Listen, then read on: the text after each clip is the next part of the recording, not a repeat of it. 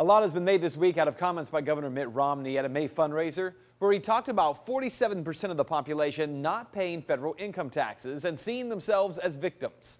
A lot of viewers have wanted to know, was the governor correct in what he said? Tonight, a reality check you won't see anywhere else.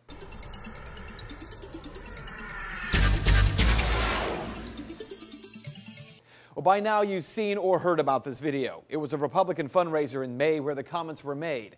As a reminder, here's what was said. The 47% who are with him, who are dependent upon government, who believe that they are victims, who believe that government has a responsibility to care for them. And Romney goes on to say that those 47% of Americans are, quote, dependent upon government and believe they are entitled to health care, to food, to housing, you name it, end quote. Now, to check what Romney said, let's separate opinions from fact here. It's an opinion that these people believe they're victims, so we're not going to touch that. It's an opinion that these people believe the government has a responsibility to care for them, and an opinion that they believe they're entitled to health care, food, housing, and you name it. So we'll leave all those alone. What we can check are the numbers. So is it true that 47% of Americans didn't pay any federal income tax last year? Well, yes, that is true, but it's not the whole story. According to the Nonpartisan Tax Policy Center, in 2011, 46.4% of American households paid no federal income tax. But there is a problem with that claim. It ignores the many taxes that most Americans are subject to: federal payroll taxes, federal excise taxes, state and local taxes, and it focuses instead on just one tax, the federal personal income tax. So it is true that just under 47% of Americans did not pay federal personal income tax last year, and that number is at an all-time high. However, when you ask how many Americans actually didn't pay any federal income taxes, meaning payroll or personal income taxes, that number drops to 18%. So who are these so-called freeloaders?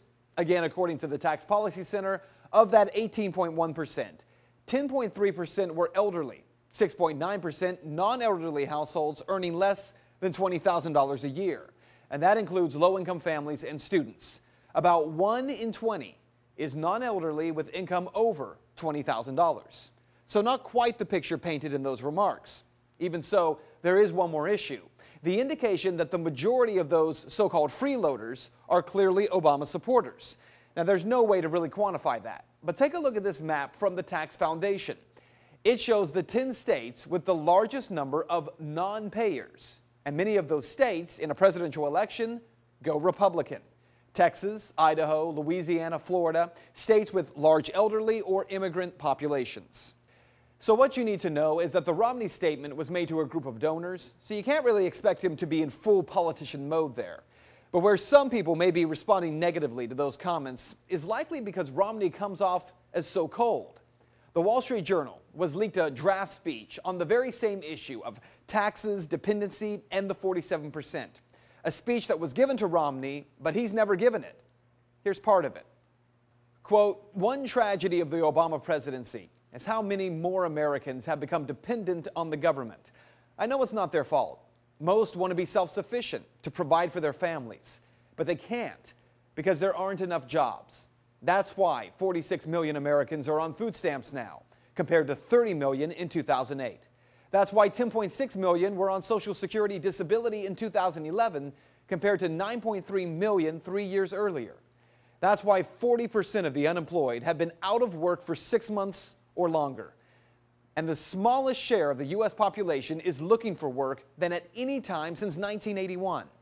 I think the success of a presidency should be measured by how many fewer people need food stamps, how many fewer people need disability, not how many more people are added to the rolls. I don't want to take food stamps away from Americans in need. I want fewer Americans to need food stamps." So the real problem Governor Romney now faces is those words, which he should have spoken in the first place, were never spoken. And there may be no way now to convince independents, even if that's how he really feels, convincing them that he does feel that way. And that is Reality Check.